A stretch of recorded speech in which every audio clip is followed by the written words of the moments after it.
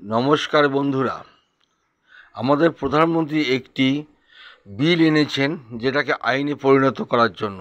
বিলটিতে আছে কি, প্রধানমন্ত্রী, মুখ্যমন্ত্রী, যত মন্ত্রী আছে তারা যদি 1 মাস জেলে থাকেন তাহলে তাদের প্রধানমন্ত্রিত্ব চলে যাবে বা মুখ্যমন্ত্রিত্ব চলে যাবে। কিন্তু আমার একটি প্রশ্নটি হচ্ছে, এই যে এজেন্সিগুলি আছে তার মাথায় ঘাড়ে কটা মাথা আছে যে প্রধানমন্ত্রী নামে এফআইআর করার পর তাকে অ্যারেস্ট করে জেলে ঢুকাবে? এই প্রশ্নটির উত্তরটি যারা অন্ধ ভক্ত আছেন তারা দেবেন কি? প্রধানমন্ত্রীকে অ্যারেস্ট করে 30 দিন বা 29 দিন জেলে রাখার মতো ক্ষমতা কোন এজেন্সির মাথায় কটা আছে, ঘাড়ে কটা মাথা আছে?